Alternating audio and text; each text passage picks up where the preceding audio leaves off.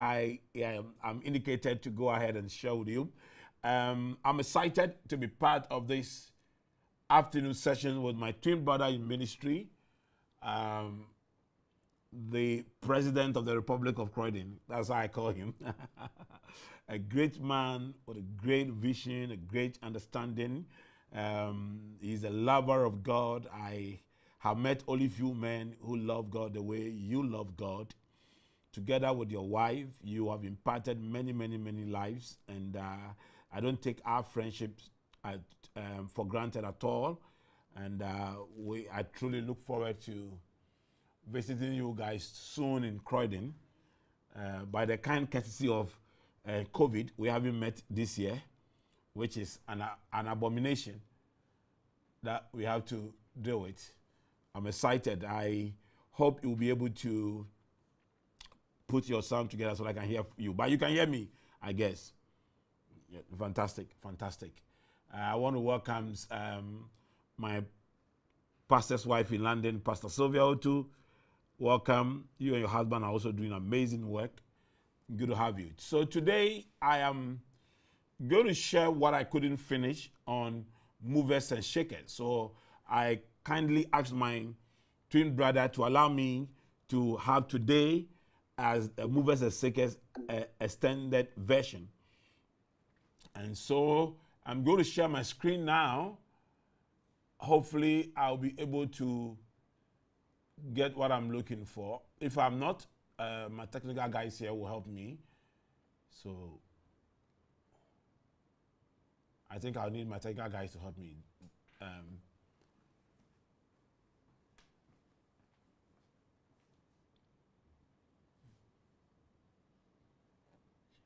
Okay. So shut down. I need to get my.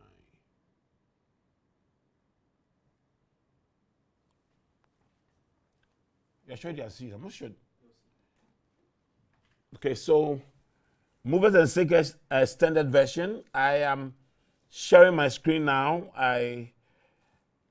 If you guys can, okay, so I see you guys can see it now.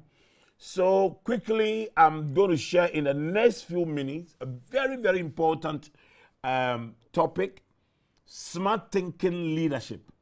How leaders invent ideas. Smart thinking leadership, how leaders invent ideas.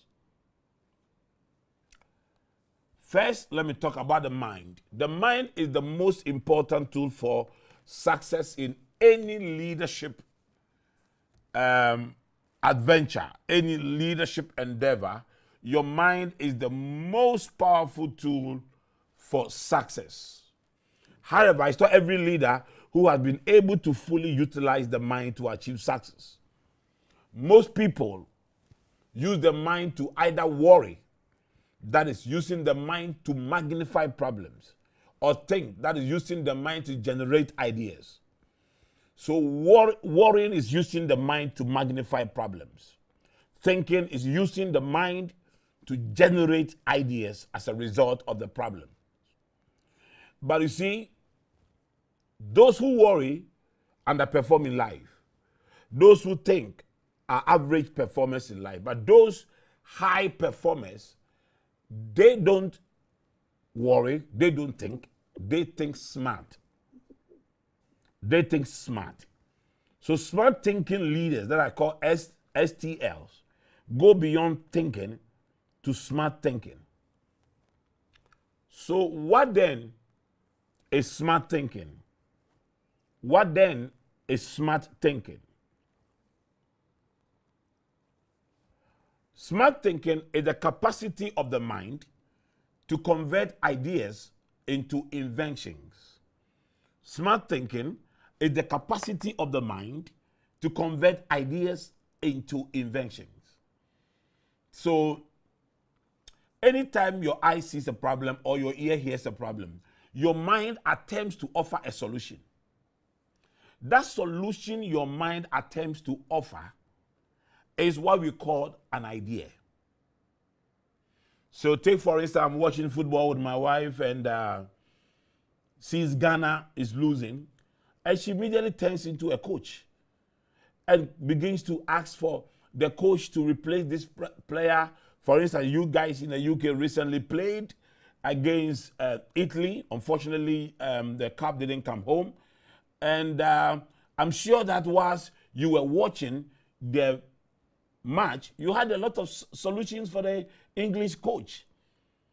Because that is the nature of the mind. Anytime your eye sees a problem, your ear hears a problem, your body feels something, your mind attempts to offer a solution. That solution your mind attempts to offer is what we call ideas. But whether that idea, whether you have the capacity to take the idea from the brain cell it occupies into the world of reality, whether you are able to invent the idea into a world of reality, is another thing. To be able to convert that idea in your mind, that solution in your mind, into an invention, that is, into creating something tangible, that is done through what we call smart thinking.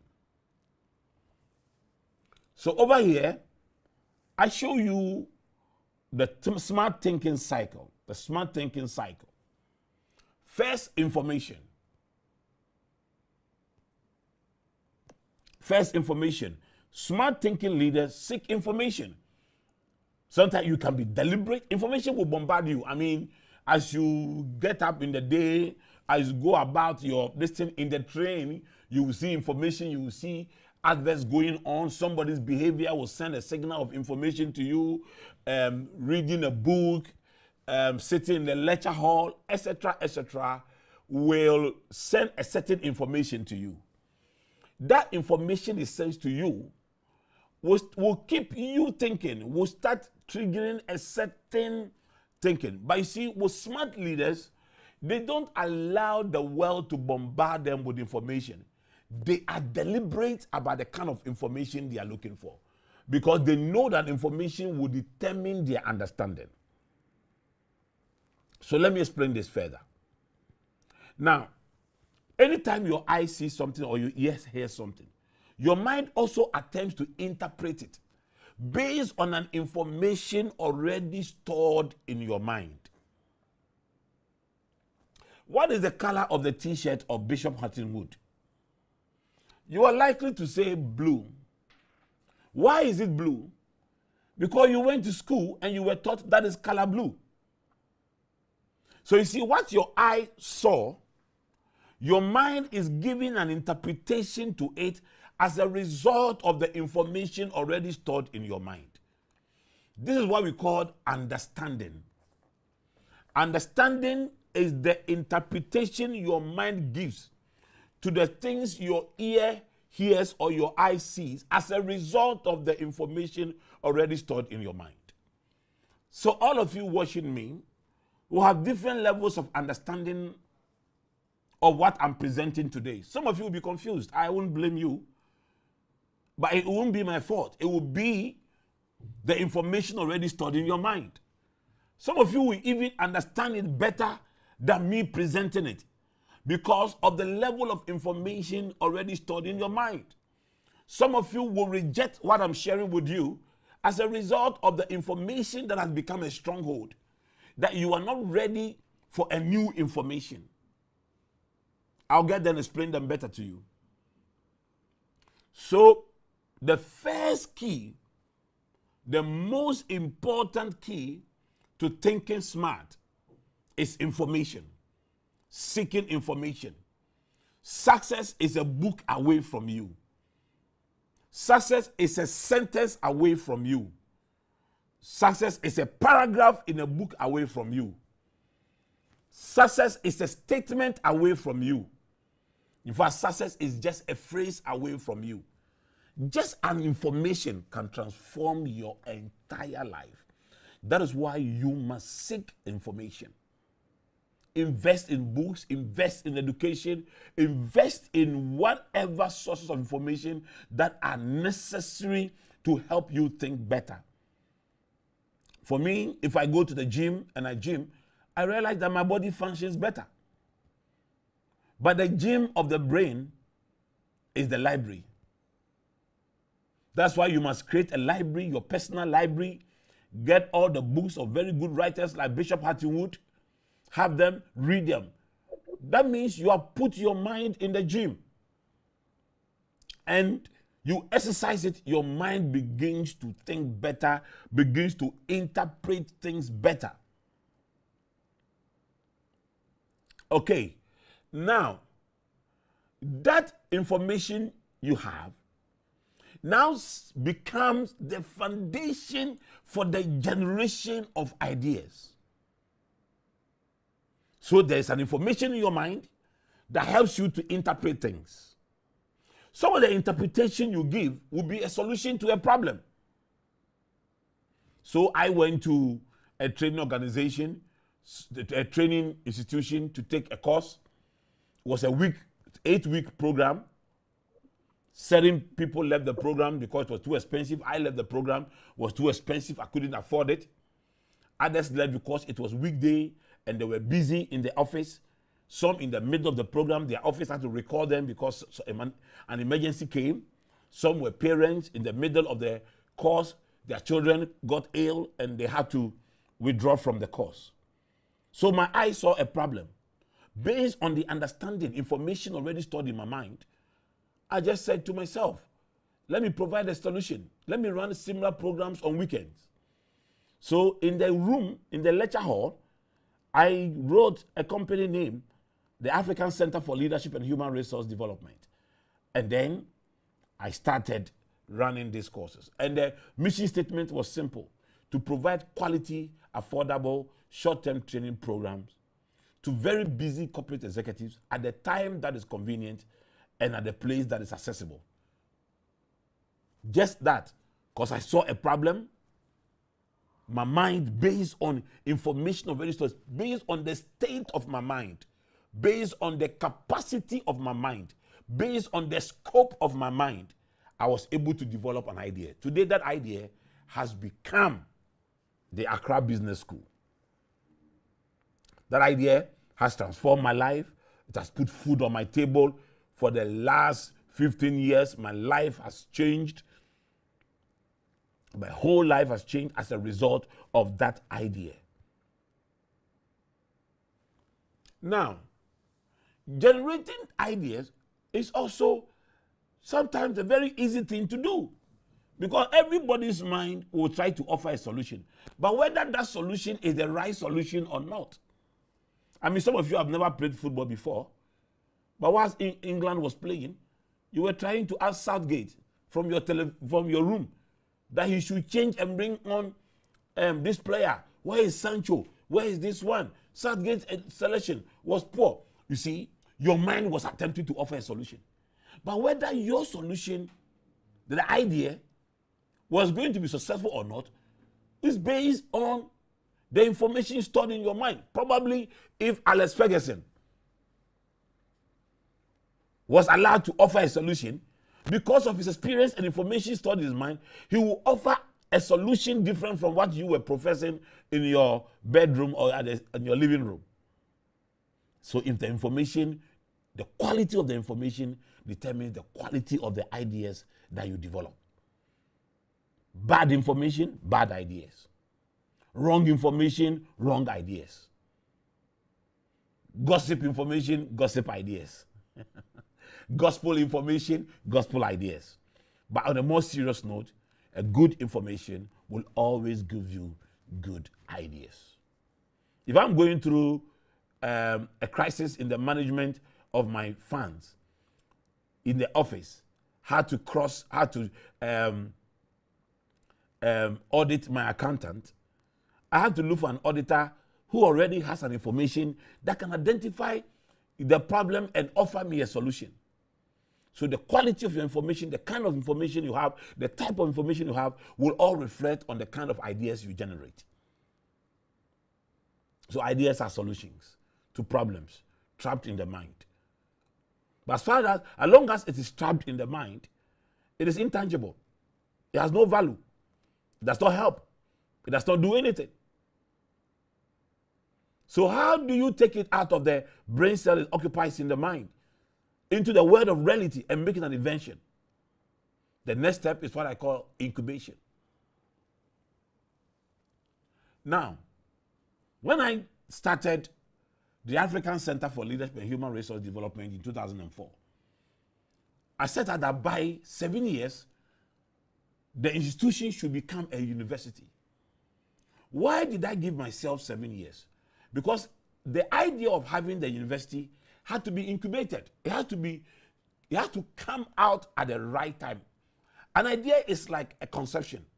When you take seed and you have a baby growing in your womb, the fact that you need a baby urgently does not mean that on the 3rd month you can go to the labor ward and force the baby out. No. The baby has to go through a process known as incubation. So that by the 9th month, the baby is well built to take on the character on the environment and the challenges within the environment when the baby is born.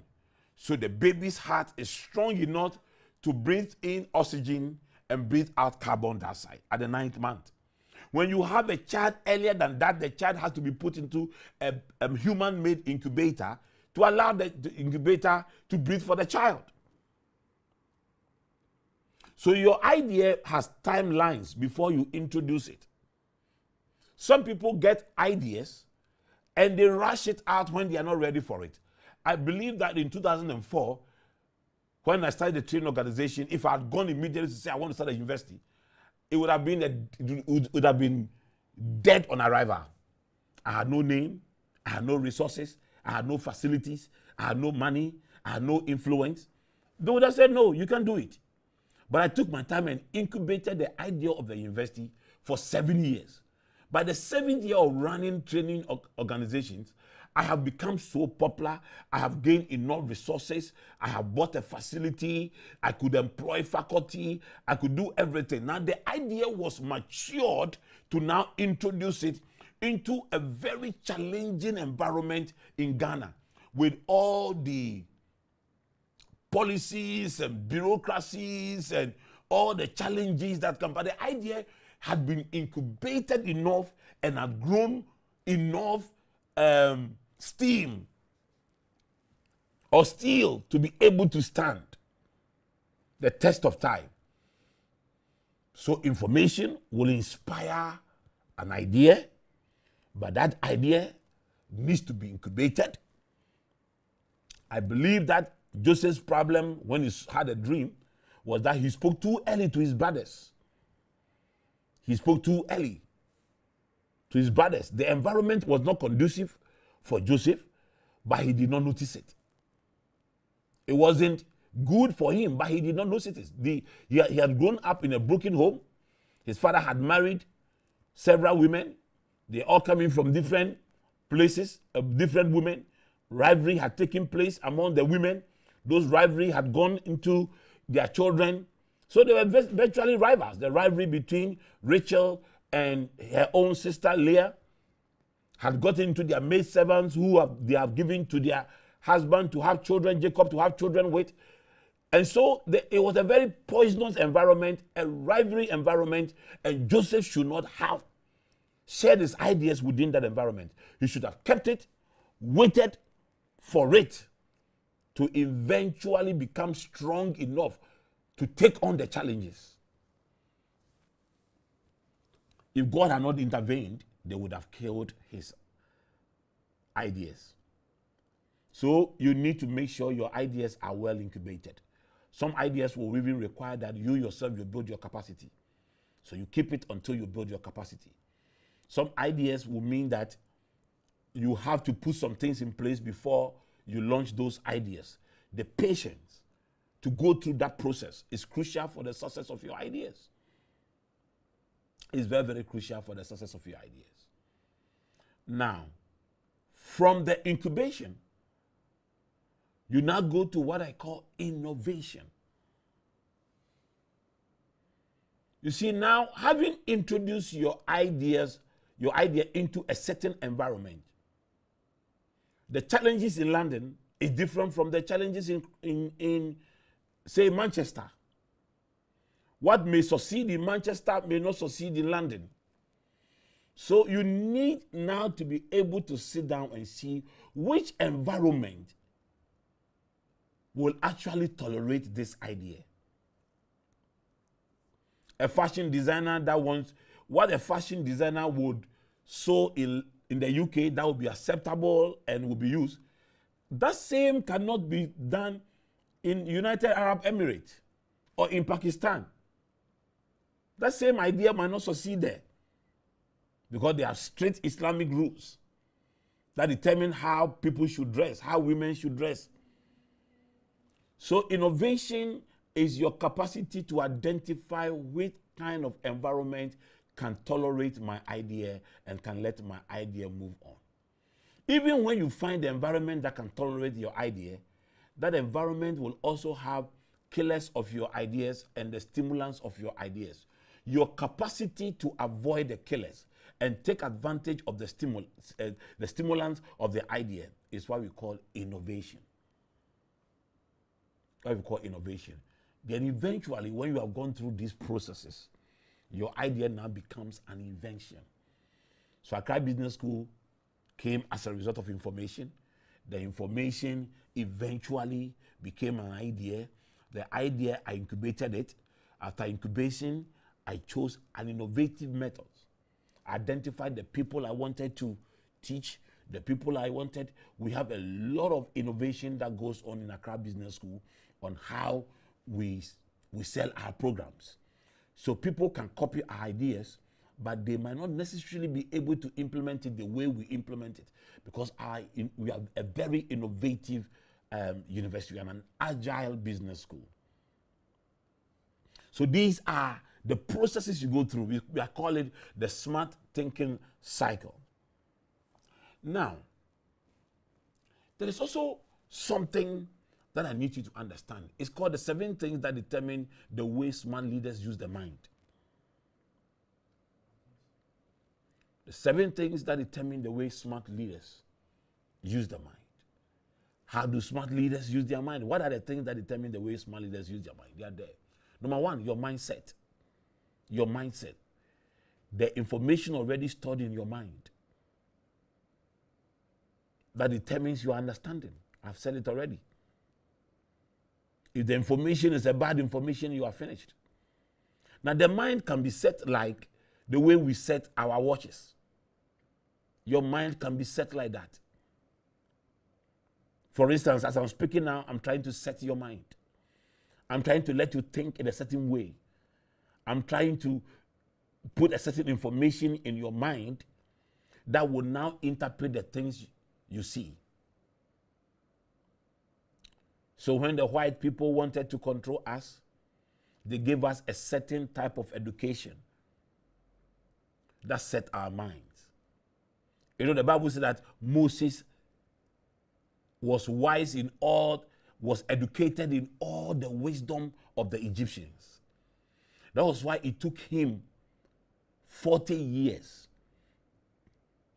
to realize he was not an Egyptian, but he was an Israelite. Because, you see, the Egyptians were smart. They educated him in the wisdom of the Egyptians. So they set his mind.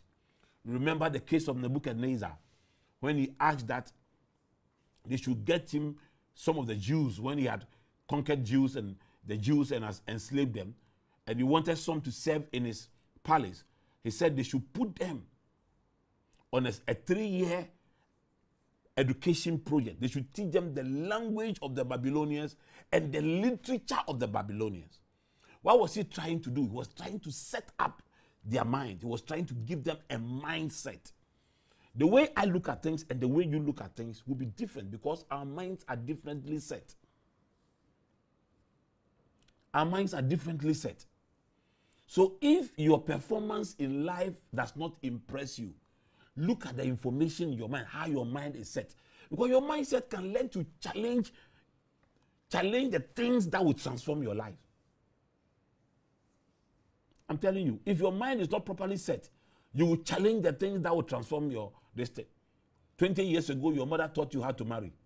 Things have changed, and you are still keeping to that information.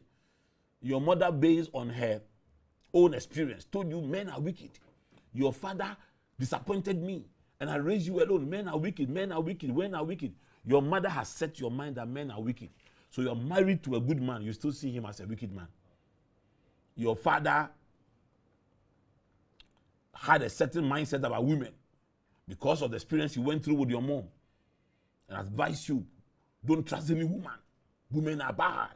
Women are wicked. Women like this. And you have believed it. It has set your mind. And it's affecting your relationship. It's affecting your relationship and you can't even see it. If you are not impressed with your performance, go to your mind and do the second thing I'm going to tell you. It's called mind shift. In the Bible, it's called the renewal of the mind. If the information in your mind is not inspiring you to generate ideas, it is time for mind shift. Mind shift. Change the books you have been reading. Change who you have been listening to. Change what you have been watching. Seek new information. Challenge the information already in your mind. Challenge it and change it. That is called mind shift. Every new level requires new learning. Every new situation requires new study. Every new challenge requires new cognition. So for mind shifting, it must be a regular thing. Because information that was relevant yesterday will become irrelevant today. Information is as perishable as tomatoes. Because our world is a fast track information, it's a fast lane information, high street of information. The information there, always every day a new information that made the information you had an hour ago obsolete. That is why you have to learn, unlearn, and relearn, according to my twin brother.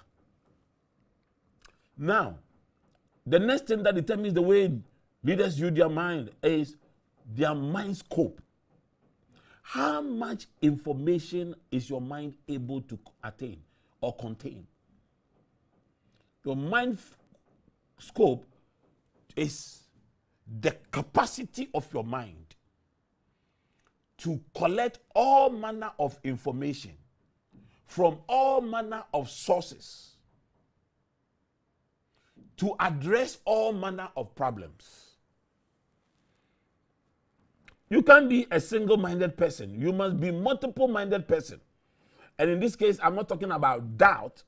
I am talking about creating multiple flow of information in your mind that can help you create multiple solutions and therefore enabling you to create multiple sources of income.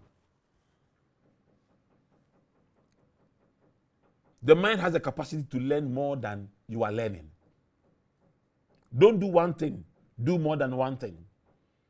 Your mind has the capacity to do that. So enlarge your mind scope. Read and read more.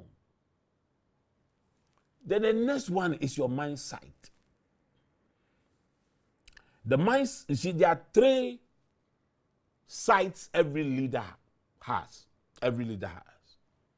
Hindsight, your ability to assess and analyze the happenings in the past, to take advantage of the positives and deal with the negatives in the past. Insight, your ability to have understanding of what is happening today. And foresight, your ability to see the future. When you put all these 3 together, it is called mind sight.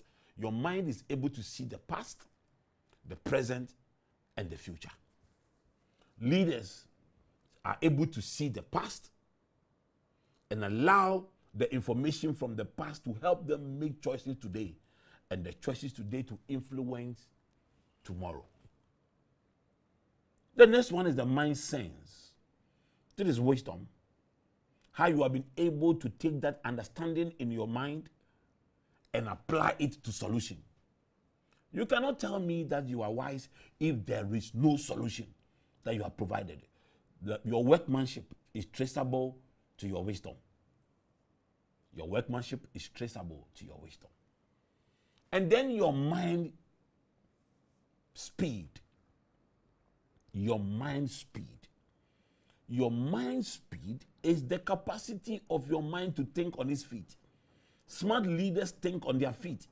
The world is no longer waiting for you to go and think about it and come back. Nobody. Why you are looking for someone? We live in a globalized world. The competition is steep.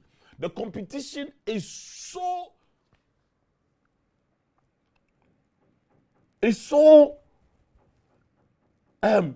contentious. We are in what we call contentious competition. And your mind should be able to, you should be able to think on your feet. You should be able to exercise your mind to think on your feet. If you can't think on your feet, you are finished. And one of the things the Nebuchadnezzar wanted for the people who serve him, said the people should be able, those who are quick to understand, you should be quick to understand. In the corridors of power, knowledge is king. Information is king. But your ability to move that information, your ability to think fast and think before they think. You see, if you want to succeed, do in 1 month what others do in 1 year. Do in 1 year what others do in 10 years. And it all depends on how you exercise your mind. Finally, it should be mind scar, not mind sports. The mind scar. There are things that can really injure your mind. Especially misinformation can really injure your mind. And some people's mind has been injured. And that is the reason why they are unable to think smartly. You know something? I go back to the second one. You have to do some serious mind shifting things, and it's going to help you. God bless you. I hope it's been a blessing to you, and I hope you have enjoyed this presentation. I still don't know whether I can hear my twin brother. If he wants me to continue to go on, I still have other things to share, but I need to hear from him and find out if I still have to go on. My twin brother, is my time up or I can still go on?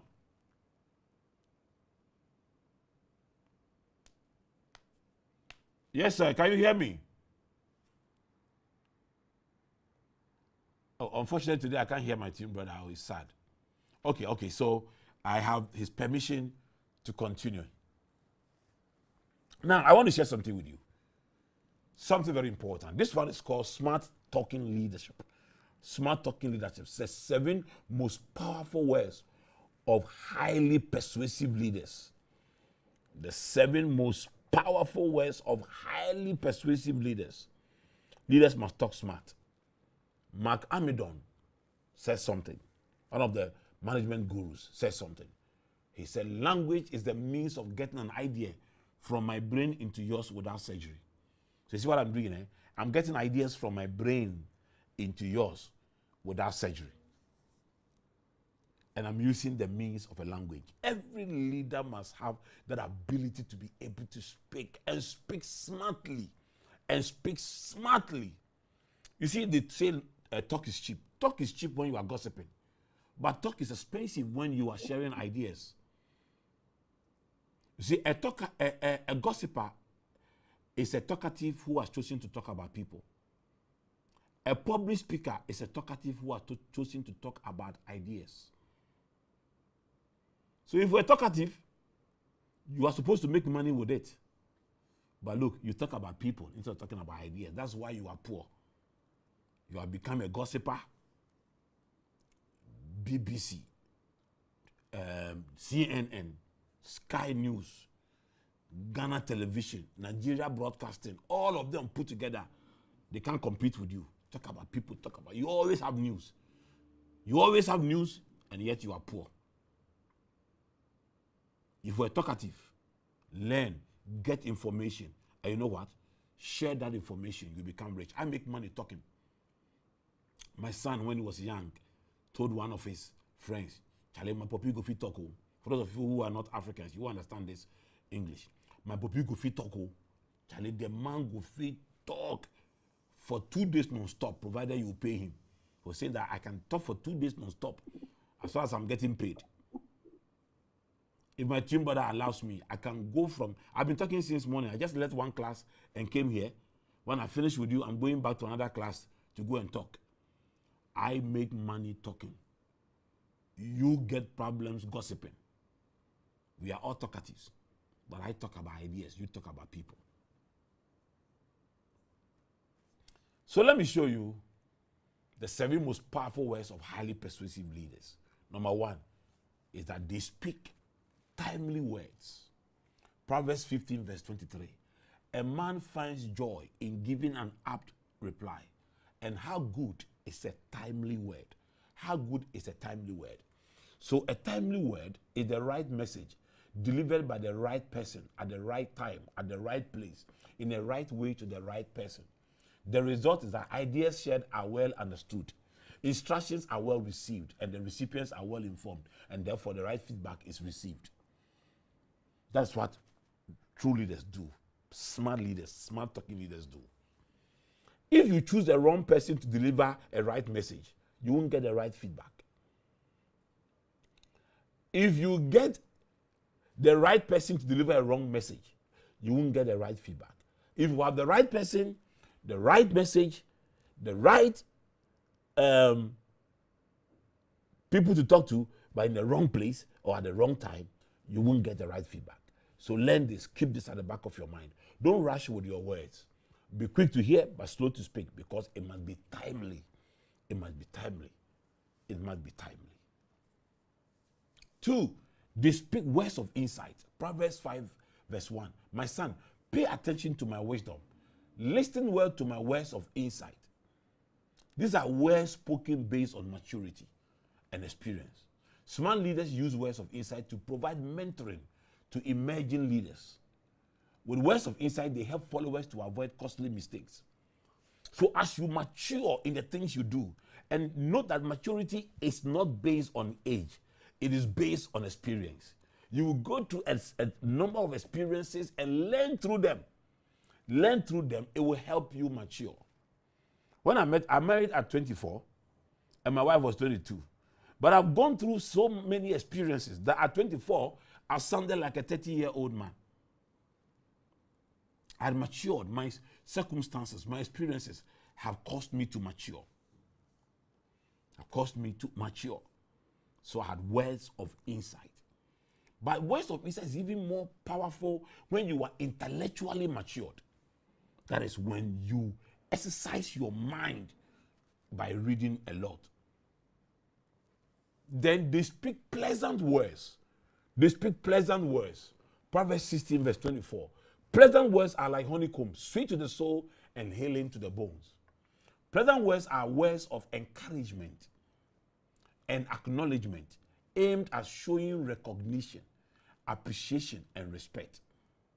Pleasant words are words of encouragement and acknowledgement aimed at showing recognition, appreciation, and respect. They may take the form of a citation, certificate of appreciation, a letter of commendation, or a public acknowledgement. Smart leaders use pleasant words as a form of motivation to urge followers to give up their best. So it's not all the time that smart leaders go and criticize people. You must learn how to appreciate people in the open.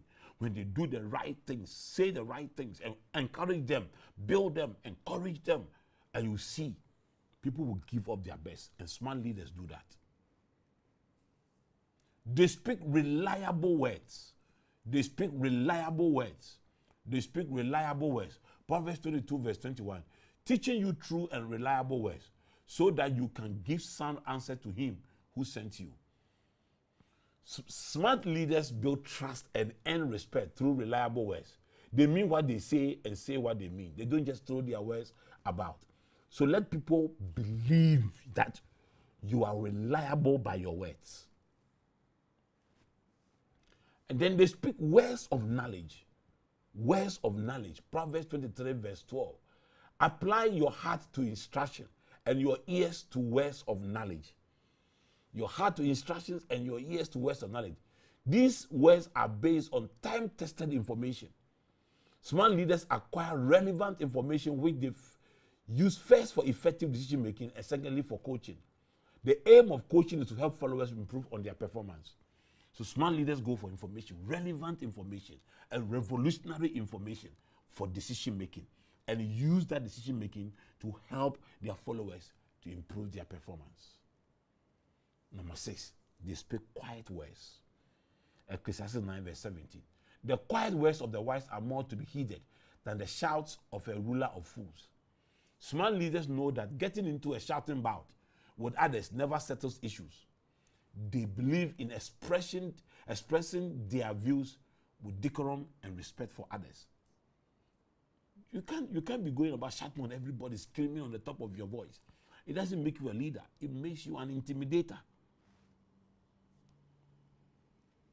Finally, they speak persuasively. They speak persuasively.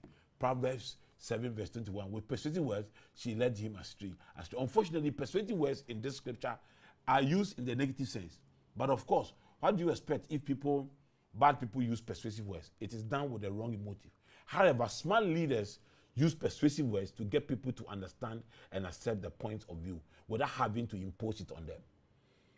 Leaders must learn to be persuasive and learn to speak persuasive words. Thank you, guys. Thank you for joining me. God bless you. My twin brother, thank you for asking me to be part of this very, very great platform where you meet with achievers and your friends. God bless you. Thank you for having me.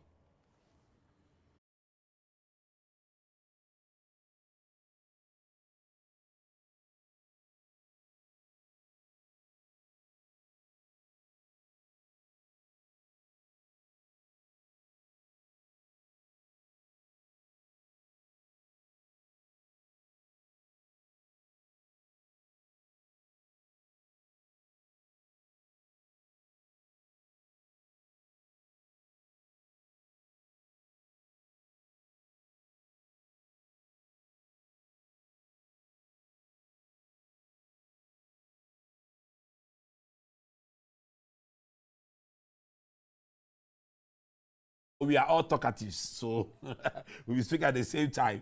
But you see, let me tell you something.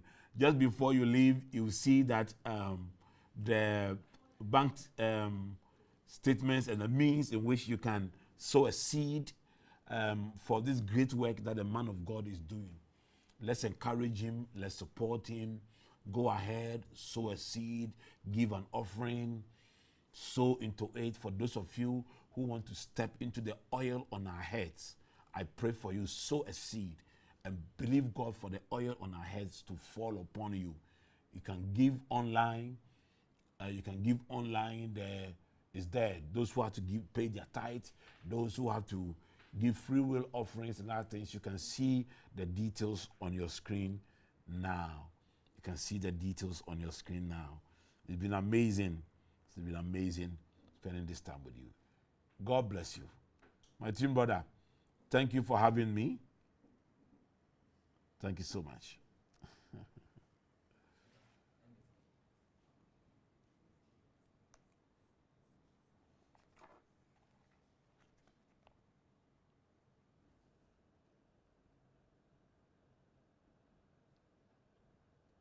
So let's studio.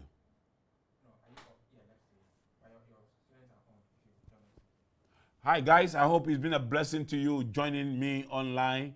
I look forward, probably, let's go back to your classroom. Let's go back to your classroom. I hope it's been a blessing to you. Let's go back to your classroom and I'll be there to do a few conclusions. Then the next lecturer will speak to you. I hope it's been a blessing to you. God bless you. See you soon. Bye-bye. Hi, my name is Bishop Gideon Titi-Ofei. I am taking my assignment of helping people to discover, develop, and deploy their potentials to the next level in my new series called Common Sensical. I became a youth pastor at the age of 22. And at 53, I still feel like I'm a youth pastor. I've spent all these years of my life, from when I became a Christian at 14 to this time, doing three major things: informing people, inspiring people, and helping people to develop ideas that will transform their lives. And I've watched and I've seen a lot of young people walk into our church as they sit down to hear the things that God downloads from his mind and his heart into my spirit, and I share with them. I have seen them transform their lives in every area of their lives.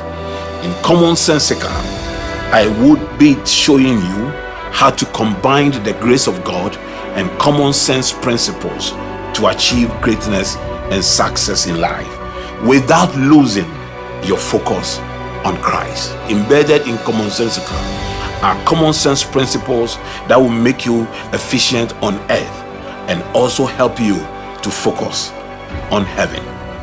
Every Wednesday evening from the 14th of July, 6 p.m., join me at the Pleasant Place Church Christ Square of the Sprinters Road, 250 meters from the Kotobabi taxi rank. Your life will not be the same. Your life will not be the same. Remember, it is commonsensical series.